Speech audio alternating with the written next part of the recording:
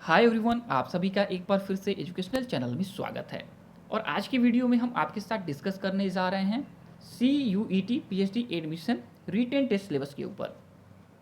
और हमारे चैनल के माध्यम से अभ्यर्थियों के द्वारा इसके ऊपर जानकारी मांगी जा रही थी, तो आज की वीडियो में इसी के ऊपर चर्चा होगी।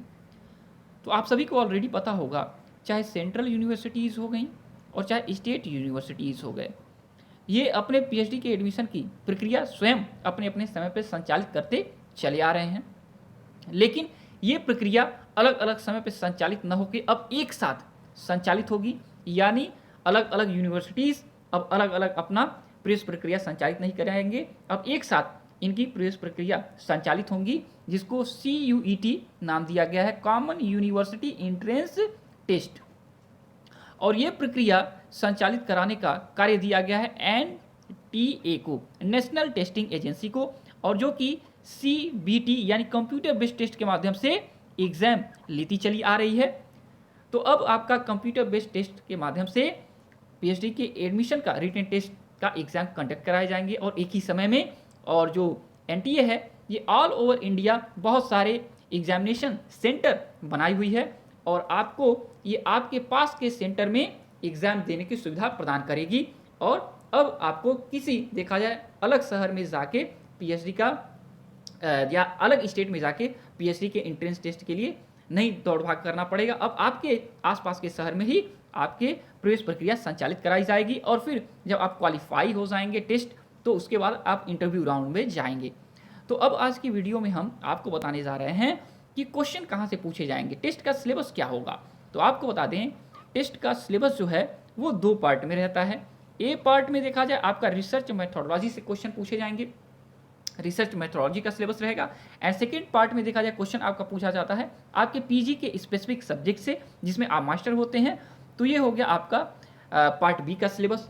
तो पार्ट ए में research methodology and part B में आपका देखा जाए पीजी के स्पेसिफिक सब्जेक्ट से क्वेश्चन पूछे जाते हैं। और दोनों का देखा जाए 50-50% रेशियो लिया जाता है।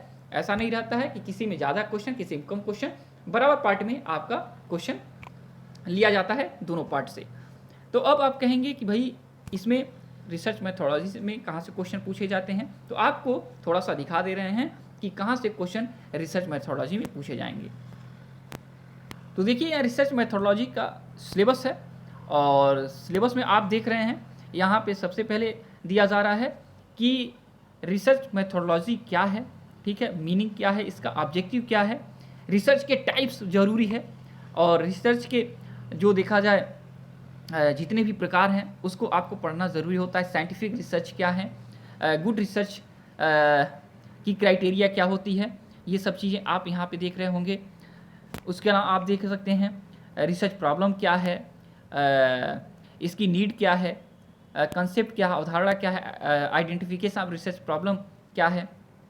इसके अलावा आप देखें रिसर्च क्वेश्चन एंड हाइपोथेसिस के बारे में, वेरिएबल्स के बारे में यहाँ पे सिलेबस में दिया गया है। एंड आपका research question, formulation of hypothesis, directional not directional hypothesis, इन सब चीज़ों के बारे में पूछा जा रहा है सिलेबस में। रिसर्च डिजाइन से क्वेश्चन यहाँ पे आपके पूछे जाएंगे सिलेबस में, ये सब चीज़ें दी गई हैं।